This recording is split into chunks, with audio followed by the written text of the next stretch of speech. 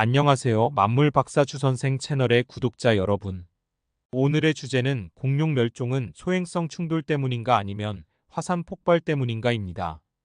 공룡의 멸종 원인에 대한 논란은 여전히 많은 관심을 받고 있습니다. 이 영상에서는 두 가지 주요 이론을 깊이 탐구하고 최신 연구 결과를 통해 공룡 멸종의 진실에 다가가겠습니다. 자, 시작해볼까요? 공룡의 시대는 약 2억 3천만 년 전부터 6,600만 년 전까지의 중생대에 걸쳐 존재했습니다.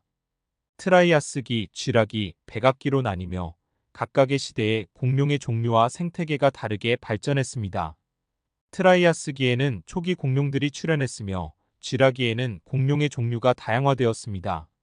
백악기에는 티라노사우루스, 벨로시랩터, 트리케라톱스와 같은 유명한 공룡들이 등장했습니다. 공룡의 멸종은 약 6,600만 년 전 지구의 생태계에서 급격한 변화를 초래했습니다. 당시 지구에서 어떤 일이 있었는지 구체적으로 살펴보겠습니다. 소행성 충돌 이론은 1980년대 초 멕시코 유카탄 반도의 치클럭 숲에서 발견된 거대한 분화구를 바탕으로 제안되었습니다. 이 분화구는 지름 약 150km로 소행성 충돌의 결과로 형성되었을 것으로 추정됩니다. 치클럭 숲의 분화구와 함께 발견된 이리디엄층은 소행성 충돌의 중요한 증거로 여겨집니다. 이리디엄은 소행성에서 흔히 발견되는 물질로 지구의 지각에는 거의 존재하지 않습니다. 소행성 충돌로 인해 방출된 먼지와 화산재는 태양빛을 차단하고 지구의 기온을 급격히 낮추었습니다. 이로 인해 식물 생태계가 붕괴되고 식물에 의존하는 공룡들이 생존하기 어려운 환경이 만들어졌습니다.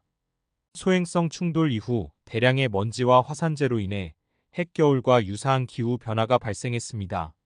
이로 인해 식물의 생장은 크게 제한되었고 공룡들은 극단적인 환경 변화에 적응하지 못했습니다. 화산 폭발 이론은 인도의 데칸 고원에서 발생한 대규모 화산 활동에 기초하고 있습니다. 데칸 고원에서는 약 6,500만 년 전부터 대규모 화산 활동이 있었습니다. 대규모 화산 폭발로 인해 방출된 용암과 화산재는 대기를 오염시키고 기후에 장기적인 영향을 미쳤습니다. 이산화황과 이산화탄소는 대기의 화학 성분을 변화시켰고 지구의 온도를 낮추었습니다. 화산 폭발은 기후를 냉각시키고 식물 생태계를 파괴했습니다. 산성비로 인해 식물의 성장이 억제되었고 이는 공룡들에게 식량 부족과 서식지 부족을 초래했습니다. 화산 폭발의 결과로 장기적인 기후 변화가 발생하였고 이는 지구의 생태계에 심각한 영향을 미쳤습니다. 공룡들은 이러한 변화에 적응하지 못하고 멸종하게 되었습니다. 최근 연구들은 소행성 충돌과 화산 폭발이 서로 독립적으로 발생한 것이 아니라 복합적으로 작용했을 가능성을 제시하고 있습니다. 소행성 충돌과 함께 데칸 고원에서 대규모 화산 활동이 있었던 것입니다. 소행성 충돌로 인한 급격한 기후 변화와 화산 폭발로 인한 장기적인 기후 변화가 함께 작용하여 공룡 멸종을 초래했을 가능성이 큽니다. 두 가지 재앙이 상호작용하여 공룡들의 생존을 어렵게 만들었죠. 다수의 과학자들은 두 이론이 상호 보완적일 수 있다고 보고 있습니다. 예를 들어 화산 폭발로 인한 기후 변화가 소행성 충돌의 영향을 악화시켰을 가능성도 있습니다. 공룡 멸종의 원인을 연구하는 것은 단순히 과거의 사건을 이해하는 것에 그치지 않습니다. 이 과정에서 우리는 현대의 환경 문제와 기후 변화에 대한 중요한 교훈을 얻을 수 있습니다.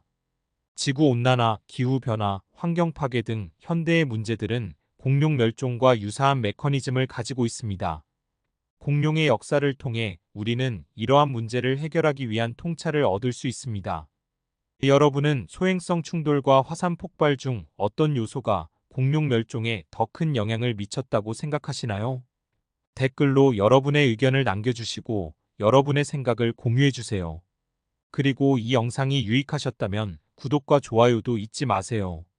그럼 다음 영상에서 또 만나요. 감사합니다.